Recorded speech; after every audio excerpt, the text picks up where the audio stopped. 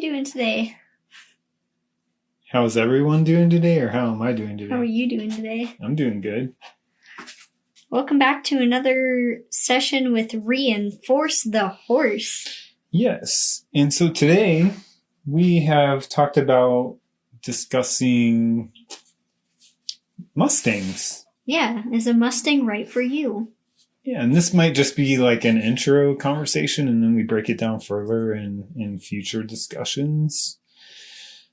Because in the world of horses, Mustangs are pretty unique, aren't they? Yeah. And I guess we've only had one. We're currently taking care of our first BLM Mustang, Willow, but I think they all are very intriguing to us both. So tell us more about that. Like, what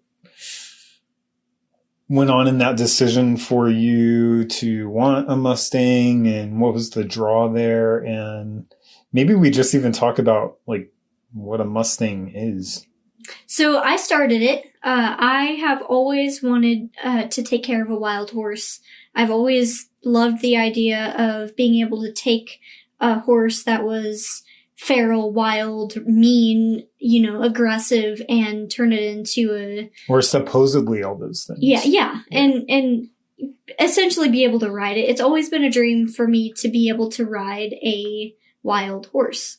And originally coming from watching the movies like Black Beauty and a current show on Netflix, Free Rein, and they just bring in this wild horse that has had a terrible past, and they are able to turn it into this perfect, loving, caring creature.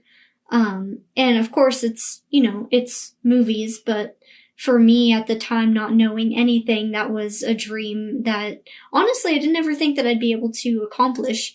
Then being able to actually adopt a Mustang, like my whole thought process on taking care of one has completely changed. Not only have my training methods changed, but the way that I look at her and the way that I see and communicate with her has changed from what I initially thought that it was going to be before having her. Yeah. And there's so much to unpack here, more than I thought before, when we had discussed kind of a topic to talk about. I mean, there's just so much. Like right now, we're in front of the computer this time, which is different. There's a lot of wind outside, and so we decided to venture inside into the office to do the recording. Normally we're outdoors. Much funner outdoors, isn't it? Anyways, it did pull up the Mustang Heritage Foundation.org website. And, they're an organization that, tell us about the Mustang Heritage Foundation. Do you know anything about it? Nope. Okay. So, I know a little bit, but, basically, they're an organization that was created to kind of run alongside the Bureau of Land Management as a federal agency, to kind of assist in, I guess, the management of and ultimately like adopting out the wild Mustangs that are captured under the purview of the Bureau of Land Management, or BLM. That's how I understand it anyways. I could be wrong. And I am looking at the What We Do page on the Mustang Heritage Foundation, but I haven't really read all that in detail. But that's how I understand it, that they help facilitate the, successful adoptions of the captured wild Mustangs. Now, when we talk captured wild Mustangs, that opens up a can of worms, so to speak, about like a lot of controversy around there. Controversy that I personally didn't know existed before we ventured down the road to adopt our own Mustang. Likewise. It just kind of came out as we, got connected in, various Facebook groups with Mustangs and stuff like that. Doing little bits of research here and there. Yeah. And so one one thing that I really want to hone in on and talk about on the show, and maybe have at least one session about it, but is what I've found, there's a lot of controversy even around, like, say, the sanctuaries or rescues and wild Mustangs in general, and, you know, whether they shouldn't, kind of a really divided topic. There's a lot of. However, all of that said, the idea in our discussion today is to just kind of begin to unpack whether or not a Mustang makes sense for you, regardless of where you are on the spectrum of, like, do you have a lot of horse experience in the past, or do you have very little or none at all? Yeah, so let's talk about that. I mean, that's a good segue into, like, what was your, because I know the answer to this, but our listeners do not. Well, maybe they do if they've listened to other sessions, because we touch on it a bit. But anyways, like, for instance, we purchased an American quarter horse, Mocha, from a trainer, and her opinion was what? In regard to Mustangs. Never own a Mustang. Yeah. Shouldn't. I mean, she had a very bad vibe about it. Yeah, I think she had a friend that got injured or killed. I don't know what the deal was. I never heard the story. Yeah, but it was basically, don't do it, you'll die. Yeah. That's kind of the impression I got. Now, you know, as your dad, kind of unpacking that in my mind back when I was very new to horses, and a trainer who I trusted and, like, you know, newer stuff and all that kind of stuff was like, don't ever do a Mustang, or don't ever adopt a Mustang. And then you're like, you know, once Mocha died, and like, hey, so would you be open to me adopting a Mustang? And I'm like, yeah. But so inside I'm kind of like shaking my head no, because I'm kind of scared about it. That was a very interesting thing. So Mocha died March of 2021, and I went to see Willow, my wild Mustang, for the first time April of 2021. Willow came home May of 2021. It is now, April 10th currently of 2022. Yeah, so we've had her a year. We've just about almost you mentioned had that. Willow, exactly. Yeah, we've almost had Willow a year. For some, a month after losing a horse is way too soon to be getting another. And that is one thing that I thought about. But, and I mean, believe it or not, after Mocha died, I thought long and hard about whether I wanted another horse, whether I could stand having and losing another horse. Of course, I'm sure that all goes with the grieving process of losing, at the time, my best friend. But I think it was about 2 weeks after I lost Mocha, I was on every single night on Facebook groups and, websites that they were selling horses and foals, and I wanted another horse. And I came across a few on Facebook that were, I think one of them was, price range I was looking at was like $300 to $500. And I'd, go to my dad, be like, hey, I found another horse. I want to adopt this one. Well, they're in North Carolina. We can't travel to go see them. That I don't think that's the right one. Yada, yada, yada.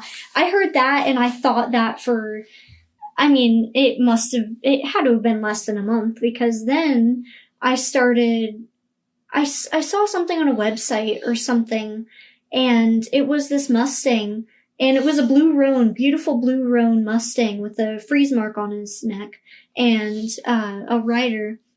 And the story was he was a wild horse. He wasn't one of the untamable ones.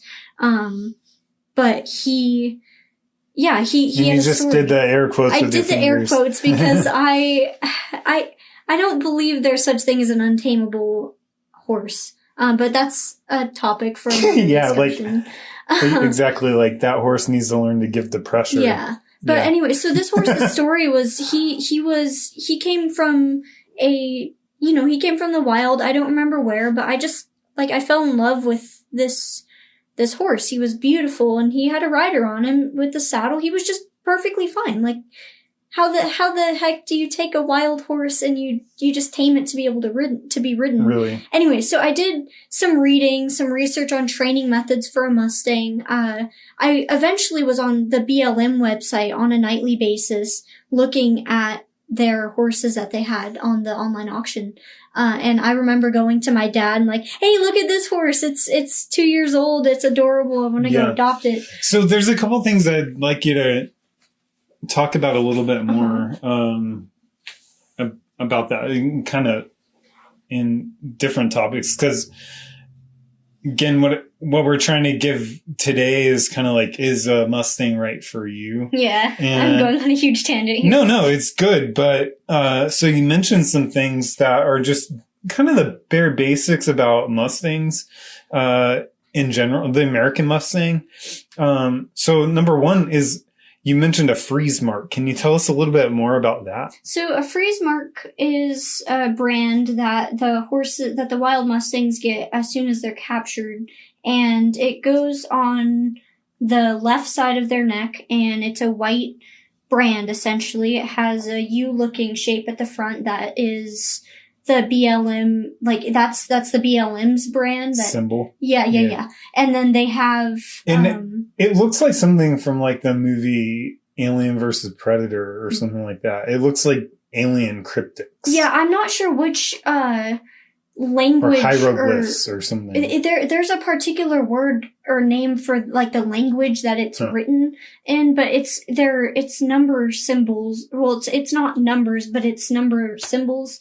And every symbol that they have are like coordinated to a different number. And so essentially the freeze brand, the freeze mark is the horse's identification. It's the way for the BLM to, it's like how they identify them. Yeah. So because I'm looking at this picture, like I mentioned, I have the Mustang Heritage Foundation.org website up on the screen, and there's a picture on their about page of this awesome looking Mustang, and he's also got that neck tag on him. He's got a neck tag. And so, do you know the difference? Like, why do they freeze brand them? Which, as I understand, the freeze mark is like they use probably like liquid nitrogen or something of that sort, and it like literally like burns the fur follicles and creates it to where like it's essentially a tattoo. Yeah, fur never, well, not tattoo necessarily, it's a burn. Yeah.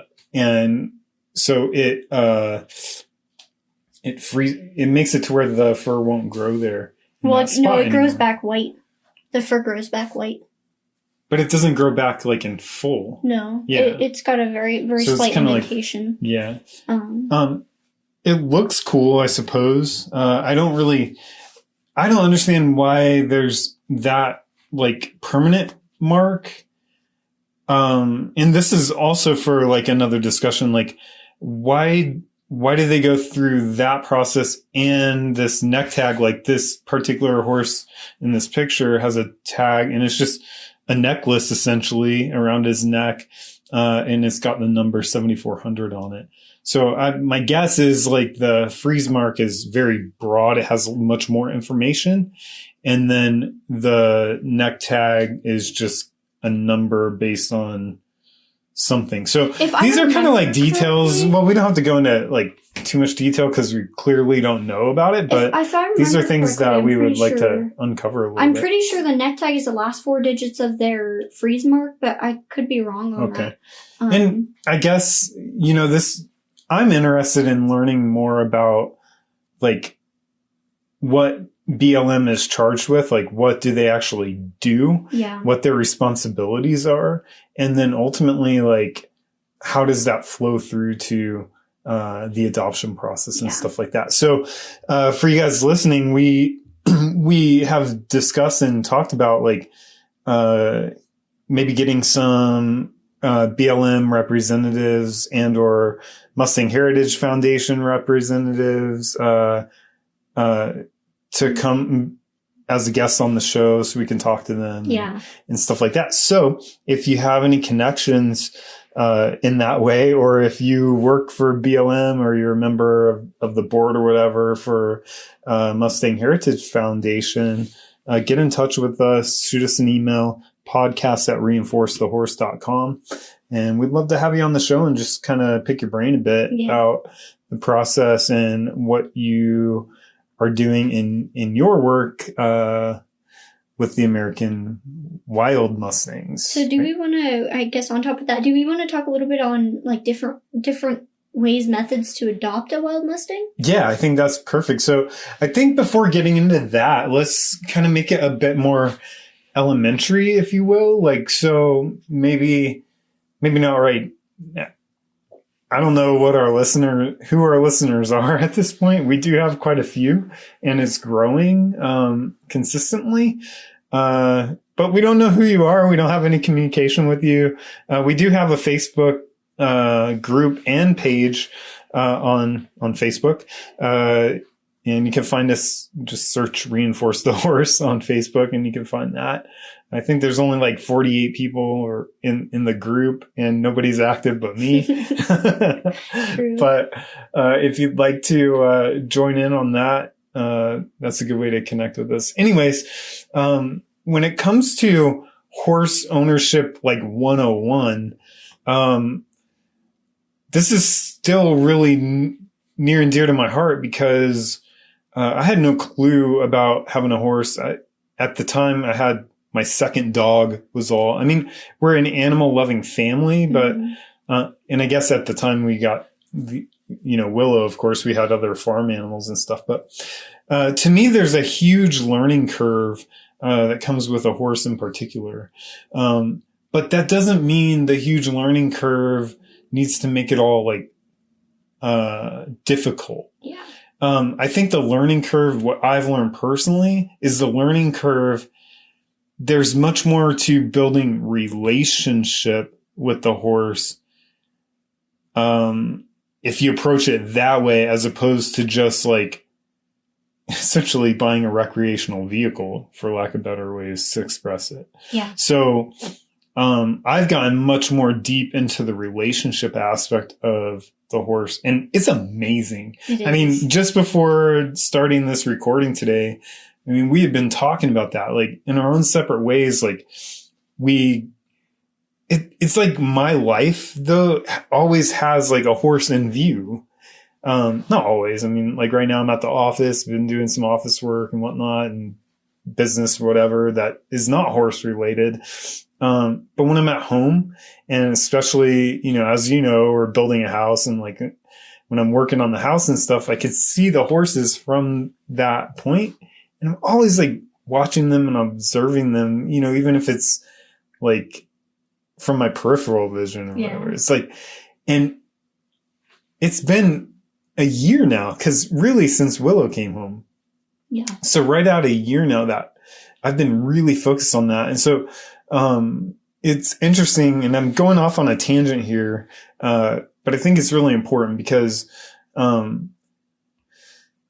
as I mentioned in prior sessions, like I got a horse initially for the recreation of it, and it was very like closed-minded, process for me. I wasn't really too interested in the relationship per se.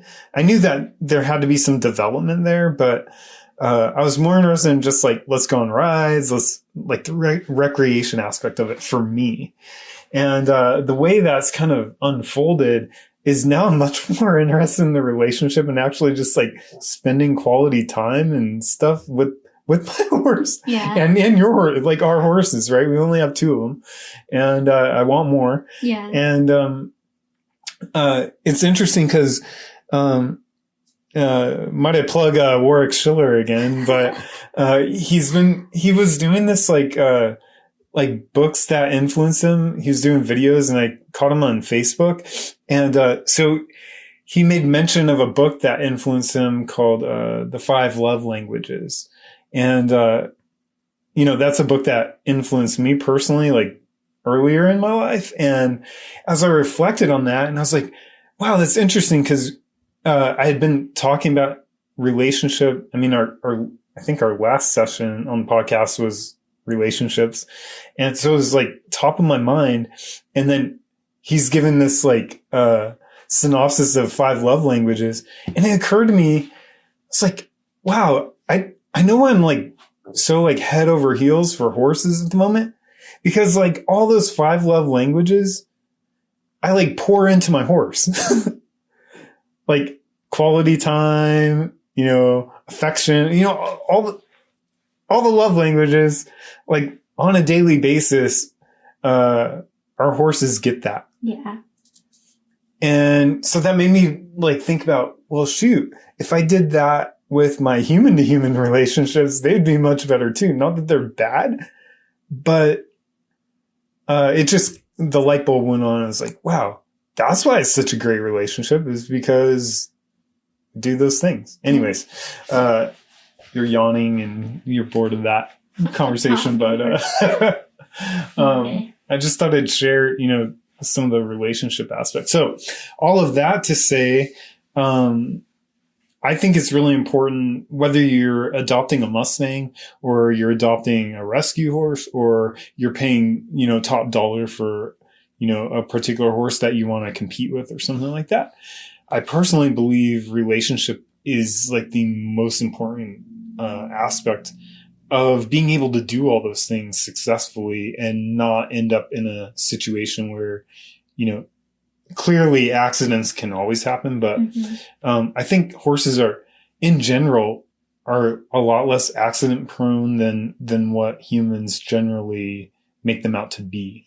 And I've come to find out that the majority, arguably, if not all, of like accidents involving injury or death of human or horse, when it's a riding situation or something like that, is largely due to the relationship not being sound. Mm-hmm.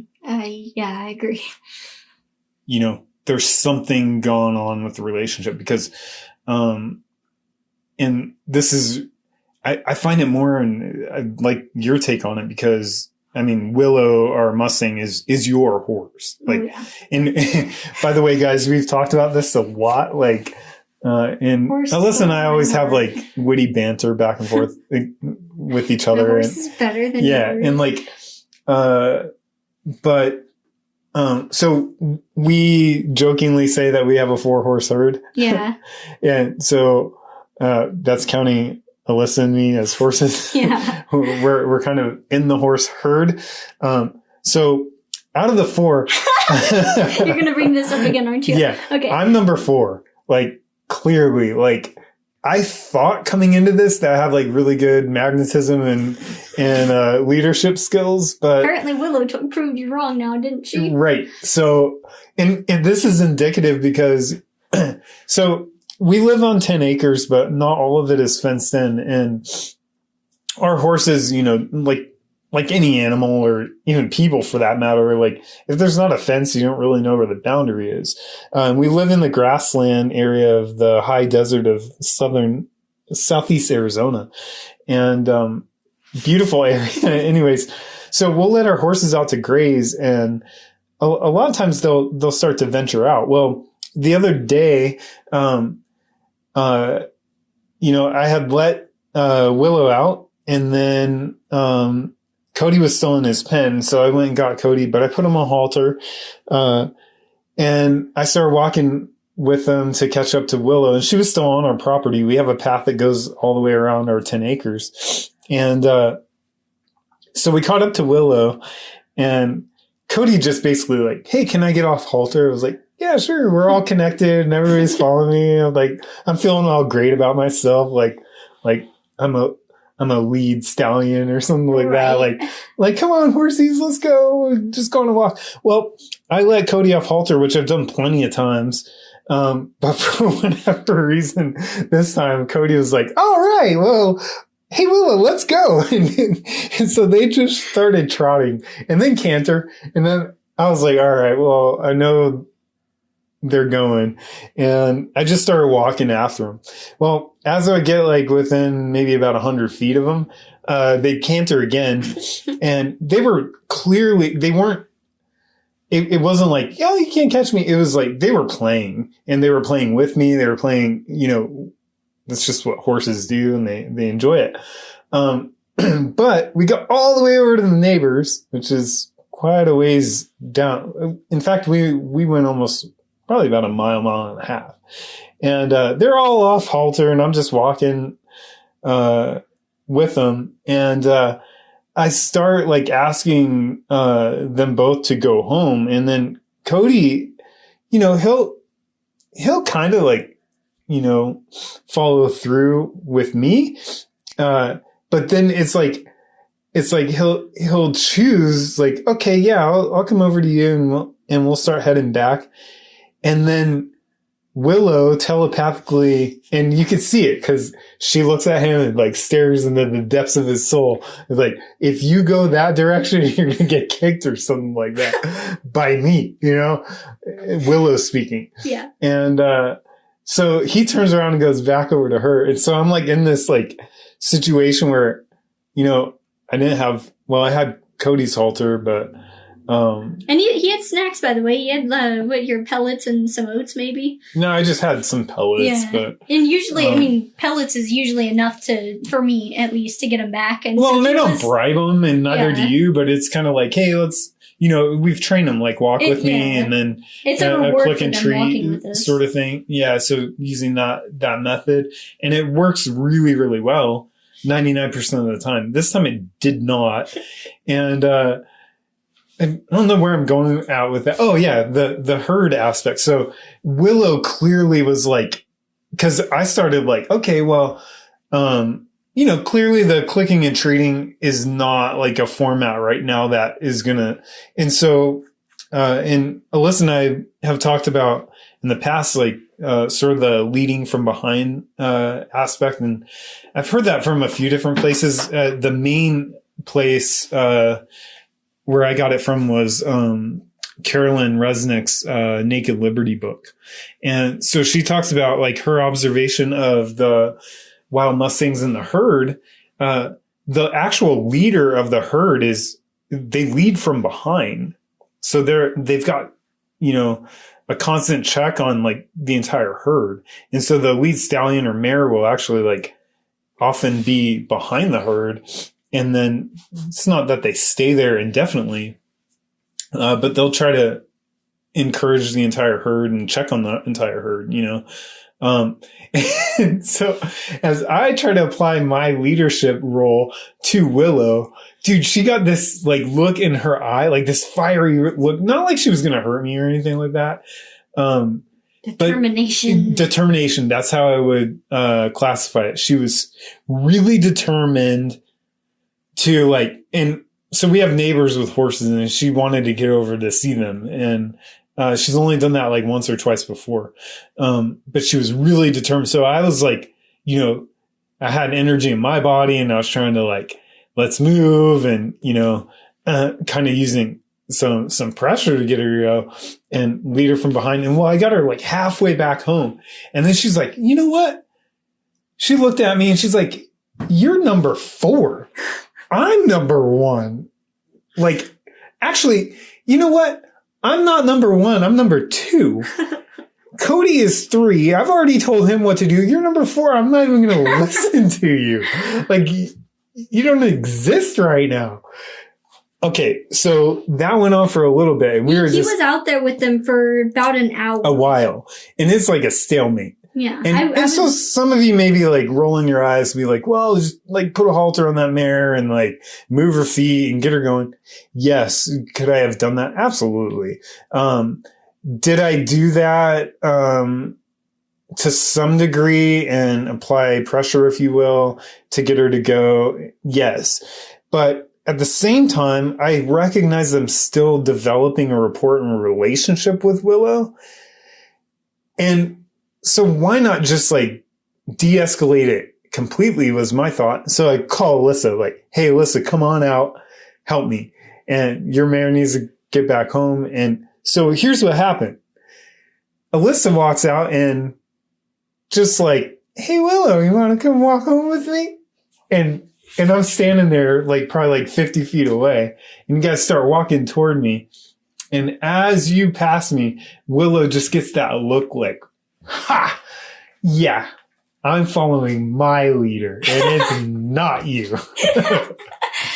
Yeah, and she followed me all the way back home. Like Oh yeah, and I didn't see no halter, very little treating. Yeah, I didn't see anything that went on with my dad and the horses. I mean, I was finishing up some schoolwork or guitar lessons at the time, and and she just followed me all the way home with her head, like super. I mean, her head was below my waist. And I'm a pretty short person. Yeah. And she was just like, super chill. She's just super chill, like taking her snacks from me, walking home. She walked in her pin just fine. And so the point there is relationship and leadership. And what we've determined that I rank very low in the pecking order. But when it comes to like wanting to adopt, I would say a Mustang in particular, I think it's important to understand and at least be open to the idea that they're, at least from my perspective, they're much more in tune about that pecking order and that relationship aspect than the domestically bred horses that I've known. And would you agree with that? Yeah, I would. Yeah. And the wild horses, and again, like I can't say that I have a ton of experience. I am currently working with my very first Mustang. Yeah, but that's downplaying your... Yeah, but she's just one horse. And she was not... Good point. I mean, we got Willow. She was... I wouldn't say she was comfortable with humans, but she had experience. She was tip trained. I would say not entirely too well, given she definitely had a lot of fear for the halter. Okay, so let's... talk about that. You mentioned tip training. So tip training is... And that's like one of the things that the Mustang Heritage Foundation, as I understand it, they created that process for BLM. Interesting. I might not be understanding that correctly, but what is tip training? So tip training, it stands for Trainer Incentive Program. And essentially a qualified trainer gets a call, I think, picks up a Mustang, takes it home, has 3 months to train. And the requirements are loading in the trailer, putting on a halter, being able to lead, and picking up all 4 hooves. Yeah. And wait, I'm not done. Yeah. And if they succeed these requirements in 3 months and are able to find a qualified adopter for said Mustang, the trainer gets $1,000. If they... $1,000. Yeah. US dollars. Mm-hmm. And we're talking like, I mean, personally, I don't think that that's a very good incentive. Yeah. But it's... because... These trainers are on the hook for all of the veterinary care expenses, if there are any, which in a lot of cases there are, and all the feed. And water. And everything. And so my point of it not being a very good incentive, in my opinion, is the fact that the dollar amount is weak. And they basically need to turn that horse really quickly. Yeah. And so what that amounts to in our experience is not that the trainers necessarily have like ill intent. But they I'll take trailer training for an example. They'll check the box off saying that the horse is trailer trained because they can back up a trailer with the door open and basically get that horse to go on the trailer. Through pressure. Yeah. And that's not trailer training, in my opinion.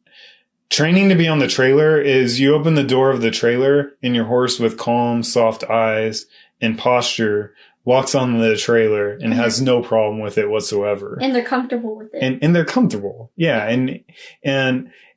And so for those of you new to horses and don't even maybe don't even know like what their body language is. Well, we should follow up with a session on that, like just a horse's body language and how do they communicate? Because there are some telltale signs that come across from the horse that it's just as clear as you and I talking to each other right now.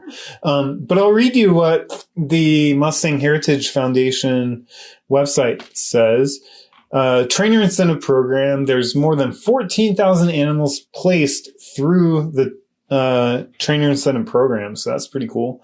And there are trainers in 40 states. And so the trainer incentive program, or TIP, is a training and adoption program that engages talented horse trainers nationwide. Approved TIP trainers gentle and halter train a Bureau of Land Management branded wild horse or burro, then market and find a new home for the animal. Once a home is approved by BLM, the TIP trainers reimburse for their training and marketing services. That's a little misleading in my opinion, because you're only reimbursed up to $1,000 of all those expenses. So my point here is I think it gives it's a really good process for somebody who, like us, we didn't have any prior experience with Mustangs. And so it allowed us to kind of connect with the trainer and you know, feel a little bit more confident about getting a Mustang. And to be honest, I didn't want a tip train Mustang to begin with, and you know this. Right. You wanted straight out of the chute wild or straight out of the wild. Which I don't think, quite honestly, I don't think having, and there's other examples of this that people have, and the names are fly to me for the moment of people have done this, but, I've just heard a number of people like take completely wild Mustangs. And yes, there are like requirements of like 6-foot high fences and whatnot, but like, they've questioned and like actually like went into detail, like, is that really necessary? And just basically open the gates and let them go out into their main paddock or whatever, and had really good success with that. Shoot, I guess, but there's a lot of controversy in the world of adopting wild Mustangs that are captured. We've touched on some of that, maybe very lightly. Willow, I mean, so she was a tip train Mustang, and yeah, she's the best, my best friend. Like, she's got to be, this horse has taught me so much about life and communication, given she's had a lot of trauma. I mean, for those of you that are unaware, the roundups for their wild Mustangs are severely traumatic for them. Yeah. I mean, we'll get into this in later episodes, I'm sure. Yeah. And I really want to unpack that because, and let's face it, like, I don't, no matter which way you cut it, it is trauma. Like, we could say, well, there's no better option, be it cost or whatever. Okay, fine. Like, at the end of the day, like, buzzing a herd of wild horses with helicopters to round them up, and separating them, whether that's the best process a human can come up with or not, that's open for discussion, but it is traumatic for the horses. That on top of horses are herd members. They are very much, and this has been studied and acknowledged by people actually going out and studying wild horses in their environment. They are very much connected as a family. And so we round them up and they never see their family members ever again. In a lot of cases, some cases they do, which is pretty cool. Not suggesting at this point, I'm not suggesting, maybe later on in our discussion down the road, I'll suggest it. But at this point, I'm not suggesting like, rounding them up is good or bad or whatever. Yeah. Clearly, just by virtue of us adopting a Mustang, we're in favor of it, you know? Yeah. But the more we kind of uncover and talk about and discuss, the process. I just think like anything in the human world, things can be improved upon. Oh, yeah. It's not a perfect process by any stretch of the imagination. But, we've loved having Willow, our Mustang. And if you're thinking about adopting a Mustang, and if you already have horse experience, I personally don't think that there is much to be concerned with in adopting a Mustang. Yeah. To me, it kind of is like we have two pit bull mixed puppies or dogs. And to me, it's real similar. Like a Mustang gets kind of a bad reputation, as do pit bulls. But a lot of it just has to do with how they're cared for and loved and treated, yeah. I mean, I'll say I have learned more lessons from Willow, the previously wild Mustang, than I have from both of our domestic horses. Yeah. That being Mocha and Cody. Well, that's also a function of you just being open to it. Yeah, and that's very true. Yeah. But given, Willow went, literally even coming home to our place, she went from, you're not allowed to be within 3 feet of me because I will dart, I will run. You can't touch me. 10 feet. You can't look at me, and I'm scared, to, I trust you. Yeah, she kisses you and preens you and she does. But besides the grooms point, you. Besides the point, I had to earn that. I mean, there were plenty of times with Willow, and I don't know. Talking about it, maybe I make it seem easy. Maybe I don't. I'm gonna say it's not easy. Yeah. It is, and it was, especially in the beginning, an adventure, and we had our mishaps. I was never hurt physically or mentally by Willow. But we definitely went through our times in training where she would be completely okay with something one day, and the next day it was like, oh my gosh, it's gonna kill me. And we had to redo the training, so it was a lot of repetition. I had to earn this mare's trust. And Willow is about 7 years old, so she's definitely had experience in the wild. Mm-hmm. She's definitely had to survive she's had to learn how to trust. And quite frankly, so have I. This mare has taught me a lot about when it's okay to trust, and how to know when that trust is earned and gained, and really when to give my trust to her too. And that's beautiful. And that just ties into our hashtag communication, not control. And I know Warwick Schiller and others have talked about, relationship first, and I don't feel like we would have been able to do half the things we do without starting with a good relationship first. Right. And I'm not downplaying any training method here. Right. I'm simply saying, being able to, on a daily basis, connect with this previously wild mare has changed my life and hers for the better. Yep. Because now, you see, she does these tricks for me. She strives, she wants to please me. And I want to please her too. Yeah, it's mutually we've got beneficial. A really cool connection. It's beautiful to see and be part of. And a lot of times I'm jealous of it, honestly. It's and not an unhealthy jealousy. It's just it's really cool to watch that dynamic between you and her, and for her to let her guard down, and literally because one thing I've learned is that horses in the wild, they don't struggle for power like we do. Yes, there is a pecking order, and they have their order of operations, if it were, but they, once a horse gains rank, they don't struggle and fight about that. Mm-hmm. That's how I understand it.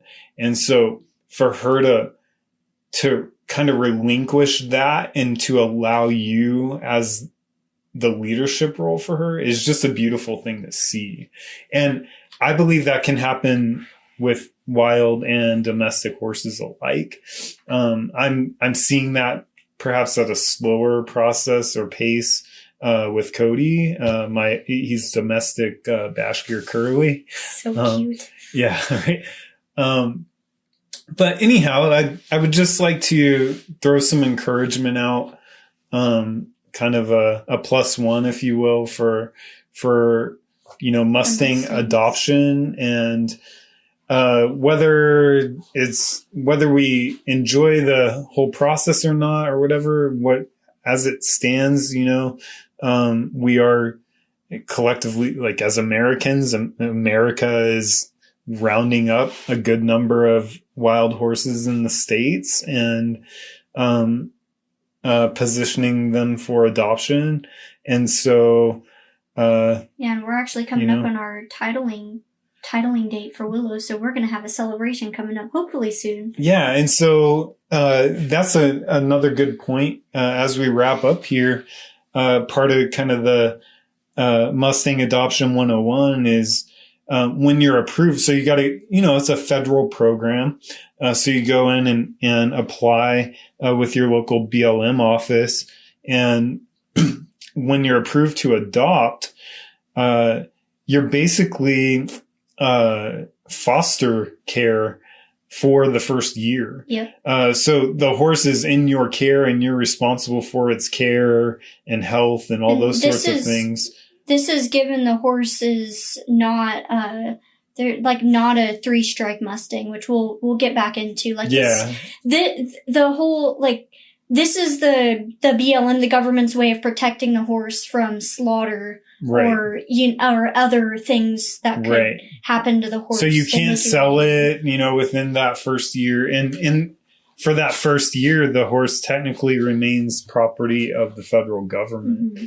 And so then what Alyssa just mentioned about the titling is that once that year has passed and everything's good to go, they'll issue a title that relinquishes the government's ownership of that horse.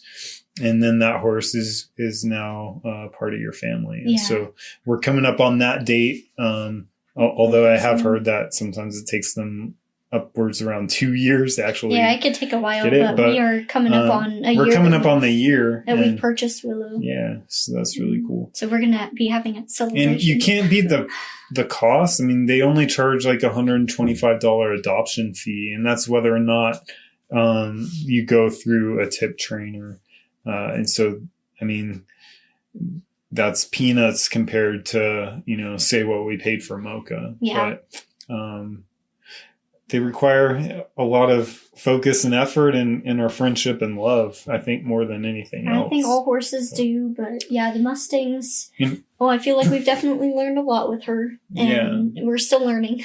Anything else to add in for this session? Or I know we kind of went on a number of different tangents there, but I think the idea is to give you some more ideas about Mustangs, and if you have questions that you would like us to answer about Mustangs in particular, and even as we start bringing on like some guests to talk about that in more detail, just shoot us an email, podcast@reinforcethehorse.com. Yeah.